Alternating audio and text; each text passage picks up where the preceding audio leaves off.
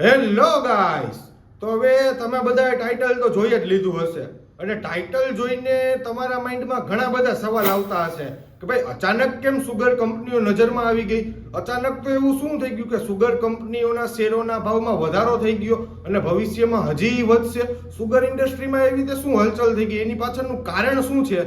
તો એની પાછળનું એક મુખ્ય કારણ છે એ હું તમને જણાવીશ. તો એ પહેલા વિડીયોને લાઈક કરો, શેર કરો અને સબસ્ક્રાઇબ કરો.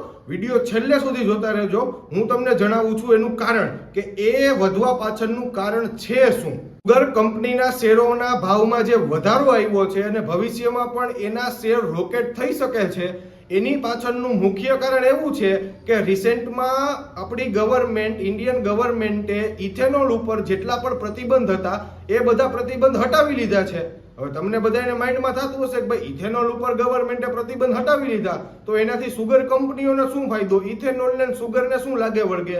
તો કે ભાઈ ગવર્મેન્ટે જે છે એ ઇથેનોલ બનાવવામાં સુગર સિરપ વાપરવાની આપી દીધી છે છૂટ. એટલે કે કંપની જે છે એ સુગર બનાવીને જેટલું કમાતી હતી એનાથી વધારે સુગર સિરપ બનાવીને અને વેચીને કમાશે.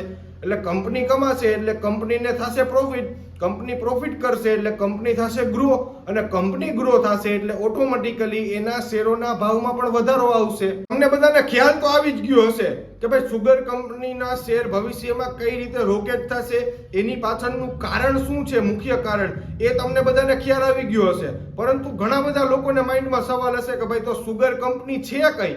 તો કે ભાઈ બલરામપુર ચીની, Bajaj Hindustan Chini, Shree Renuka, Dalmia Bharat Sugar, Dhampur Sugar, Dwarikesh Sugar Industry, આ બધી જે કંપની જે છે એ કંપનીના શેરોના ભાવમાં જ્યારથી પણ ઇથેનોલ ઉપર પ્રતિબંધ હટાવ્યો છે ત્યારથી લઈને અત્યાર સુધી 8 થી 10% ગ્રો જોવા મળ્યો છે. એટલે જ કહું છું કે સુગર ખાવાથી ડાયાબિટીસ થાય છે, સુગર કંપનીમાં પૈસા રોકવાથી નહીં. અને જો તમારા પોર્ટફોલિયોમાં આ કંપનીઓના શેર હોય તો મને નીચે કોમેન્ટ કરીને જણાવો. અને જો તમને આ વિડીયો ગમ્યો હોય તો વિડીયોને લાઈક, શેર અને સબસ્ક્રાઇબ કરો. Thank you.